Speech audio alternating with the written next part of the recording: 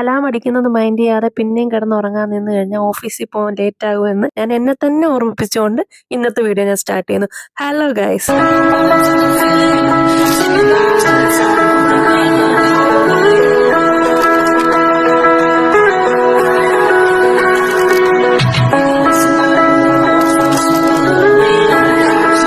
മണിക്ക് ജോലിക്ക് പോകുന്നതിന് ഞാൻ 6:15 തൊട്ടേ അലാം വെക്കാൻ തുടങ്ങും. കാരണം എനിക്ക് എന്നെ തന്നെ വിശ്വാസമില്ല. 6:15 അലാം അടിച്ചാലും 6:45 അടിച്ചാലും ഞാൻ ഓഫ് ചെയ്തിട്ട് തിരിഞ്ഞ് കിടക്കാറാണ് പതിവ്. അതുകൊണ്ട് തന്നെ ഇന്ന് നല്ലോണം ഞാൻ ലേറ്റ് ആയിരുന്നു. ഷെയർഡ് അക്കോമഡേഷൻ ആയതുകൊണ്ട് തന്നെ നമ്മൾ വിചാരിക്കുന്ന സമയത്ത് നമുക്ക് വാഷ്റൂമോ അല്ലെങ്കിൽ കിച്ചണോ ഒന്നും ഒഴിഞ്ഞ് കിട്ടണമെന്നില്ല. അപ്പം അതൊക്കെ വരുന്നതുകൊണ്ട് നമ്മൾ ടൈം അഡ്ജസ്റ്റ് ചെയ്ത് നേരത്തെ എണീറ്റാൽ മാത്രമേ നമുക്ക് കറക്റ്റ് സമയത്ത് എവിടെയെങ്കിലും എത്താൻ പറ്റൂ. കാരണം കൂടെ താമസിക്കുന്നവർക്കെല്ലാം പല പ്രൊഫഷൻ ആയിരിക്കും, പല ടൈമിംഗ് ആയിരിക്കും ഉള്ളത്. അപ്പൊ നമുക്ക് പെട്ടെന്ന് ഓടി ചെന്ന് കയറുന്ന സമയത്ത് ചിലപ്പോൾ മേ ബി ബാത്റൂം എല്ലാം ബിസി ആയിരിക്കും. എന്നാ ചോദിക്കും, ഒരു വീട് റെന്റിന് എടുത്താൽ പോരെ, ഇത്രയും പ്രോബ്ലം ഉണ്ടാകത്തില്ലല്ലോ എന്ന്. ഇവിടെ പൊതുവെ ഓരോ സ്ഥലങ്ങളുടെ അനുസരിച്ചായിരിക്കും അക്കോമഡേഷന് റെന്റ് വരുന്നത്. ഇപ്പൊ ഞാൻ നിൽക്കുന്നത് കരാമയിലായതുകൊണ്ട് തന്നെ അത്യാവശ്യം ഒരു സ്റ്റുഡിയോ ഫ്ലാറ്റിന് ഒരു 1 BHK അത്യാവശ്യം ഒരു 2000 റേഞ്ച് വരെയെങ്കിലും, അതിൽ കൂടുമെങ്കിലേ ഉള്ളൂ, റെന്റ് പോകുന്നുണ്ട്. ഞാൻ നിൽക്കുന്ന ഒരു ബെഡ് സ്പേസിന് തന്നെ ഇപ്പൊ 9000 ദർഹമാണ് ഞാൻ പേ ചെയ്യുന്നത്. ഇത് 800 കിട്ടുന്നതുണ്ട്, 850 പിന്നെ നമുക്ക് ബങ്കർ ബെഡ് ഓപ്ഷൻ വരുവാണെങ്കിൽ അത് 600 to 750, 800 ആ ഒരു റേഞ്ചിന് വരുന്നത്. ഞാൻ പറഞ്ഞ കണക്ക് ഓരോ പ്ലേസിന് അനുസരിച്ചായിരിക്കും അക്കോമഡേഷൻ്റെ റേറ്റ് വരുന്നത്.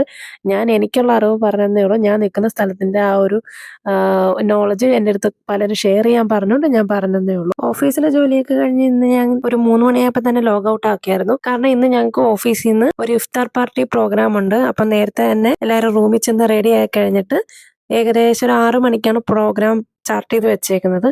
അപ്പം ജദ്ദാഫ് എന്ന് പറയുന്ന ഒരു സ്ഥലത്ത് ഒരു ഹോട്ടൽ എടുത്തിട്ടാണ് ഞങ്ങൾ പ്രോഗ്രാം വെച്ചേക്കുന്നത്. അവിടെ പോകണം. അപ്പം ഞങ്ങൾക്ക് നേരെ റൂമിൽ ചെല്ലണം, റെഡി ആവണം, എന്നിട്ട് വേണം നമുക്ക് ജദ്ദാഫിൽ പോകാൻ വേണ്ടിയിട്ട്.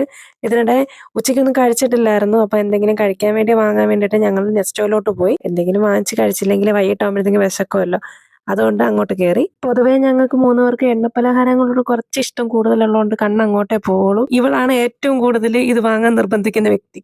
അർച്ചന ഞങ്ങൾ വരുന്ന റൂട്ടിലല്ല അവളുടെ അക്കോമഡേഷൻ ഉള്ളത്. അതുകൊണ്ട് അവളെ നേരെ അങ്ങ് നമ്മൾ പറഞ്ഞു വിട്ടു. അതിനുശേഷം ഞാനും കനിയും കൂടെ റൂമിലോട്ട് വന്നു. ഞാനും കനിയും ഒരു ബിൽഡിങ്ങിൽ തന്നെയാണ് താമസിക്കുന്നത്. ഞാൻ 3rd ഫ്ലോറിലും കനി 2nd ഫ്ലോറിലും. ഞങ്ങൾക്ക് ജോലിക്ക് കയറുന്ന സമയത്ത് എനിക്കറിയത്തില്ലായിരുന്നു എൻ്റെ കൂടെ വർക്ക് ചെയ്യുന്ന ഈ പുള്ളിക്കാരിയാണെന്നോ അല്ലെങ്കിൽ കനിയുടെ അക്കോമഡേഷൻ വരുന്നത് ഞാൻ സെയിം താമസിക്കുന്ന ബിൽഡിങ്ങിലാണെന്നോ ഒന്നും അറിയില്ലായിരുന്നു. അവിടെ ചെന്ന് പരിചയപ്പെട്ട് കഴിഞ്ഞ ശേഷമൊക്കെയാണ് ഇതറിഞ്ഞത്. ഇതാണ് എൻ്റെ അക്കോമഡേഷൻ, ഞാൻ താമസിക്കുന്ന റൂം. ഞാനിപ്പോൾ നേരത്തെ പറഞ്ഞ റെന്റിൽ എനിക്ക് ഇലക്ട്രിസിറ്റിയും വൈഫൈയും ഇതിനകത്ത് ഇൻക്ലൂഡഡ് ആണ്. വെള്ളം നമ്മൾ വാങ്ങിക്കണം. പുറത്ത് നിങ്ങൾ 2 ബോട്ടിൽ ഉണ്ടല്ലേ, അത് നമ്മൾ വാങ്ങിക്കേണ്ടതാണ്. ഇവിടെ നമുക്ക് വരുമ്പോൾ തന്നെ ഇതിൻ്റെയൊക്കെ കോൺടാക്ട് നമ്പർ ഓരോരുത്തർ നമുക്ക് ഷെയർ ചെയ്യും. അവരെ വിളിച്ച് പറഞ്ഞാൽ മതി. നമ്മുടെ ബോട്ടിൽ പുറത്ത് വെച്ചിരുന്ന് കഴിഞ്ഞ് ക്യാഷും പുറത്ത് വെച്ചിരുന്നാൽ മതി. ആരും എടുത്തുകൊണ്ടൊന്നും പോകത്തില്ല. ഇവിടെ അങ്ങനെ ഒരു ഉപകാരമുണ്ട്. ക്യാഷും പുറത്ത് വെച്ചിരുന്നാൽ മതി. അപ്പോഴത്തേക്കും അവർ തന്നെ നമുക്ക് വെള്ളം കൊണ്ടുവരിക ചെയ്യുന്നത്. ഒരു കുപ്പി ബോട്ടിൽ വെള്ളത്തിന് 5 ദർഹമാണ് ഇവിടെ വരുന്നത്. അപ്പൊ നമുക്ക് പോകാൻ വേണ്ടിയിട്ടുള്ള കാർ വന്നിട്ടുണ്ട്. ഇതാണ് സാദിഖ്, പുള്ളിയാണ് നമ്മളിന്ന് കൊണ്ടുവന്നത്. പുള്ളി ഞങ്ങളുടെ വർക്ക് ചെയ്യുന്ന തന്നെ കേട്ടോ. പുള്ളി പോയി അർച്ചനേനെയും പിക്ക് ചെയ്ത് കഴിഞ്ഞ് ഞങ്ങൾ രണ്ടുപേരും പിക്ക് ചെയ്തിട്ട് ഞങ്ങൾ നേരെ ജദ്ദാഫിൽ പോകാനായിരുന്നു പ്ലാൻ. അന്ന് നോമ്പ് തുറക്കുന്നതിന്റെ ടൈം വരുന്നത് 6:20 എന്തോ ആയിരുന്നു. അതുകൊണ്ട് തന്നെ 5:15, 5:30 ആകുമ്പോൾ എല്ലാവരും ഹോട്ടലിൽ ചെല്ലണമെന്ന് നേരത്തെ പറഞ്ഞിട്ടുണ്ടായിരുന്നു.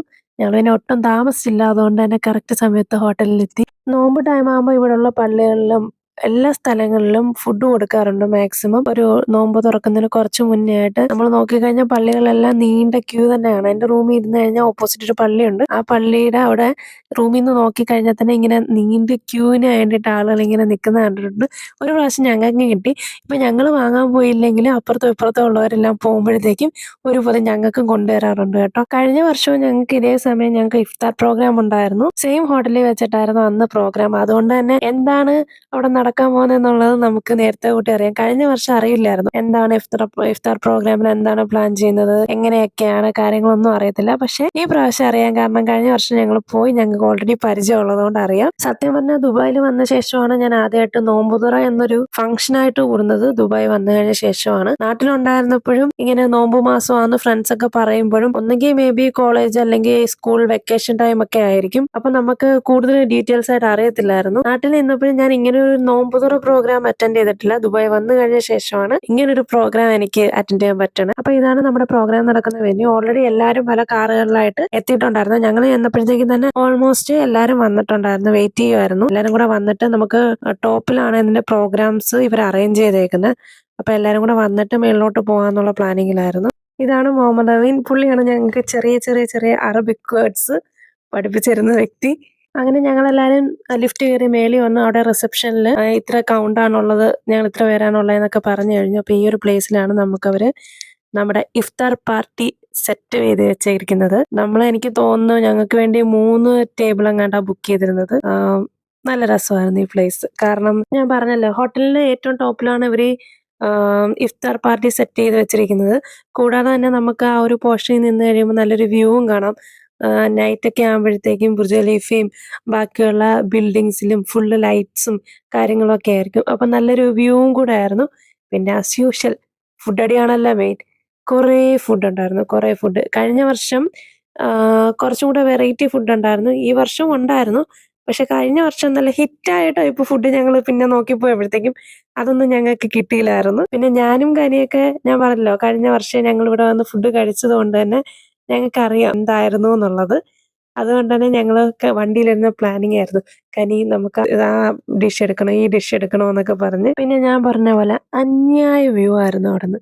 ഫുഡൊക്കെ എടുത്തുകൊണ്ട് വന്നത് ഈ ഒരു പ്ലേസിൽ നിന്ന് കഴിച്ചു കഴിഞ്ഞാൽ നല്ലൊരു വ്യൂ ഒക്കെ എൻജോയ് ചെയ്ത് കഴിക്കാൻ ഇഷ്ടമുള്ളവർക്ക് നല്ലൊരു ഫീലിങ്സ് ആയിരിക്കും അവിടെ നിന്നിട്ട്. ഇനി ഫുഡ് കഴിച്ചതിനെ പറ്റി പറയുകയാണെങ്കിൽ ഞങ്ങൾ 3 ട്രിപ്പായിട്ടാണ് ഫുഡ് കഴിച്ചത്. ഫസ്റ്റ് സൂപ്പ്, പിന്നെ റൈസ്, പിന്നെ ഫിഷ്, ചിക്കൻ, അങ്ങനെ ഒരു സെറ്റായിട്ട് സാലഡ്. പിന്നെ ഇതിൻ്റെയൊക്കെ പേരെന്താന്ന് പോലും എനിക്കറിയത്തില്ല. അവിടെ എഴുതി വെച്ചിട്ടുണ്ട് എല്ലാത്തിൻ്റെ പേര്. എല്ലാം ഞാൻ ഇച്ചിരി ഇച്ചിരി എടുത്ത് ട്രൈ ചെയ്തു, കാരണം നമുക്ക് എല്ലാത്തിൻ്റെയും ടേസ്റ്റ് അറിയണമല്ലോ. സാലഡ്സ് തന്നെ ഒരുപാടുണ്ടായിരുന്നു. പിന്നീട് ഞങ്ങൾ ചെയ്തത് ഫുൾ ഐറ്റംസ്, നമ്മുടെ ഷവർമ, പാസ്ത, റൊട്ടി, പിന്നെ ഗ്രില്ല് ചെയ്ത ഐറ്റംസ്, ഇങ്ങനെയൊക്കെ ആയിരുന്നു. ഇതിനിടയിൽ ഇവിടെ ഇവർ മ്യൂസിക് പ്രോഗ്രാംസും അറേഞ്ച് ചെയ്തിട്ടുണ്ടായിരുന്നു.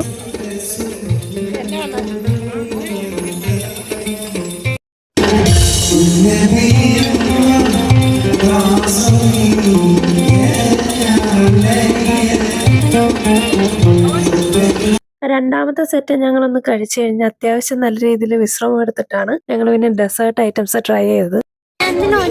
പാർട്ടി എങ്ങനെ ഉണ്ടായിരുന്നു? Shafeeq?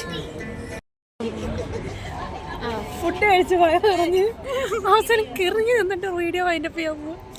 Sadiq, just say something. Okay, അതന്നെ എനിക്ക് കിട്ടണില്ല പുള്ളിയുടെ ക്യാമറയില്. Food was good. Sadiq, tell something. Not okay. What not okay? Everybody. Food is marshmallow with chocolate was good. Food is good. marshmallow with Chocolate was good. yeah. അവൾ അത് മാത്രമേ കഴിച്ചുള്ളൂ. ഞാൻ എല്ലാം ട്രൈ ചെയ്ത് കുറേയൊക്കെ ഇഷ്ടപ്പെട്ടു, കുറച്ചൊക്കെ ഇഷ്ടപ്പെട്ടില്ല.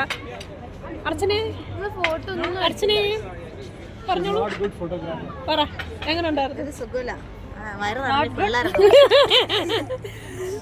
നമുക്ക് വീഡിയോ വൈൻഡപ്പ് ചെയ്യാൻ സമയമായി ഗൈസ്. ഞങ്ങൾ വീട്ടിൽ പോവാണ് ഗൈസ്. സോ വൈൻഡപ്പ് ചെയ്തു.